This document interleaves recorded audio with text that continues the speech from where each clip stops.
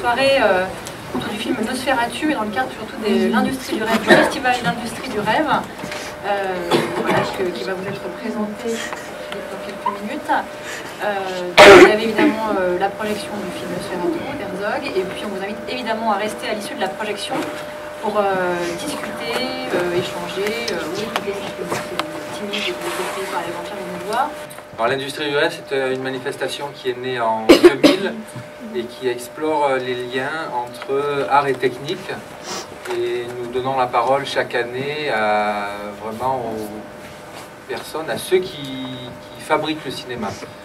C'est un festival assez unique, et ce soir, dans ce cadre-là, nous présentons une projection exceptionnelle de Nosferatu. Je dis exceptionnelle parce que le film est peu vu en salle, et nous avons le plaisir d'avoir Hervé Aubron nous parler du film après la...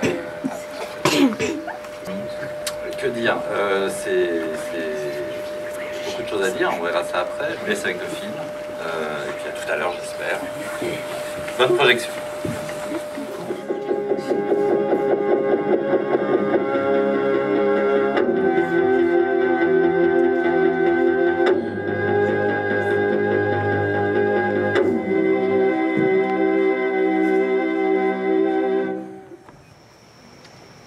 Donc peut-être amorcer peut-être un peu les choses en parlant déjà de la figure de Nosferatu, parce que évidemment tout part de cela.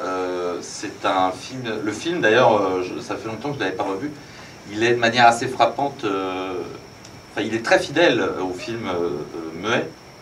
Enfin, il y a des variantes, notamment d'ailleurs dans le dénouement du film, c'est pas du tout la même chose, mais il cite vraiment parfois au plan près le film allemand, le film muet pardon, de Murnau. Pourquoi refaire ce film muet en 79? Eh bien, c'est parce que, en effet, le Nosferatu de Murnau est un film très sensible à bien des égards, et notamment, donc, ce que je disais, et je vais y revenir un tout petit peu, c'est sûrement un film qui a été en quelque sorte le premier film culte de toute l'histoire, et qui a été presque, je veux dire, Nosferatu est presque le symbole même du cinéma. Dans la cinéphilie, Nosferatu est devenu une figure très sensible. Pourquoi? Parce que c'était pour eux une espèce de fable sur le pouvoir de fascination du cinéma. Et le fait que même celui qui est le grand fascinateur, pourrait-on dire, c'est-à-dire Dracula, lui-même est pris dans la fascination.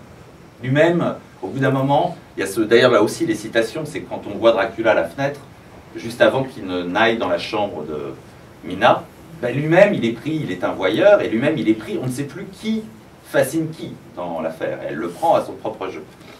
Donc, évidemment, Murnau, quand il fait le film, il le fait notamment, clairement, comme une espèce de conte, de fable sur ce grand art de la fascination qu'est le cinéma.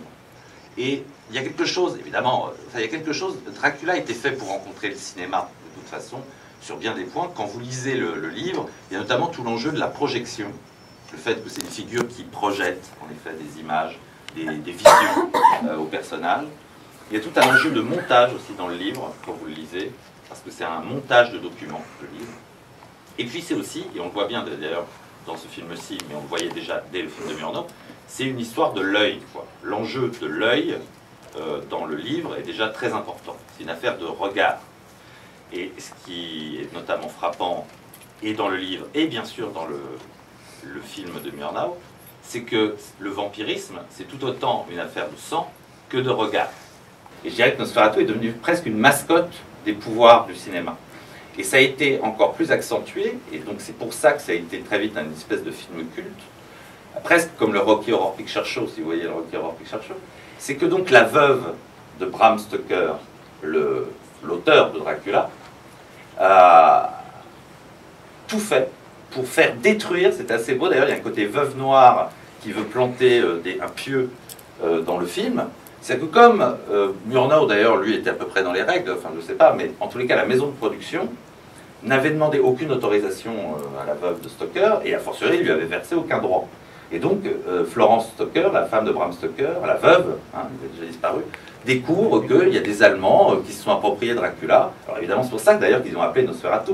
Hein, dans dans le film muet, là on dit Dracula, mais dans le film muet c'est Nosferatu. Mais qui d'un certain point de vue est devenu aussi quelque chose d'intouchable, avec lequel on ne peut plus vraiment renouer, puisqu'il a pu être perçu a posteriori comme un imaginaire préparant peut-être éventuellement, comment dire, la fantasmagorie, on va dire, enfin une fantasmagorie qui a pu nourrir éventuellement ou accompagner la montée du nazisme. Donc il y a quelque chose, vous voyez, de très ambigu. Et donc, quand un cinéaste comme Werner Herzog, à la fin des années 70, reprend ça, évidemment il prend ça aussi avec lui.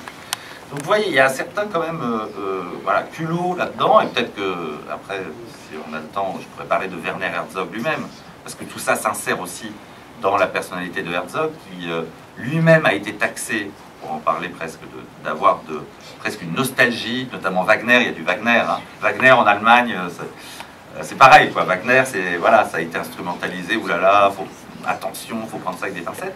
Lui, Herzog ose le faire. Et il y a quelque chose d'assez admirable là chez Herzog, parce que c'est toujours quelqu'un qui,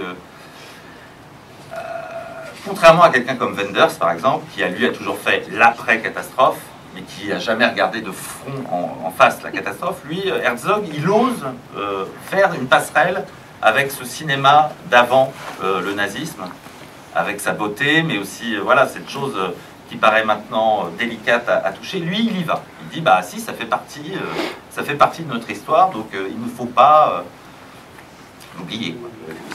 Alors, en fait, c'est quoi la peste? C'est quoi la peste? En général ou dans le film? Bah, les deux. Je sais pas ce que c'est la peste en fait. Ah, vous savez, moi je suis pas biologiste, hein. Bah, c'est un, je sais plus ce que c'est, je crois que c'est un bacille. Bah, c'est une maladie hautement, c'est comme la quinquennat, ou je sais pas quoi, c'est une maladie hautement contagieuse. En fait, pourquoi il y avait... j'ai pas compris au moment où il y avait des gens qui dansaient. Ah, mais si, mais ça c'est assez beau. Alors d'ailleurs, ça c'est une invention de Herzog. Bah, en gros, ils en profitent. C'est une espèce de ripaille, enfin de festin, tu vois, un peu suicidaire.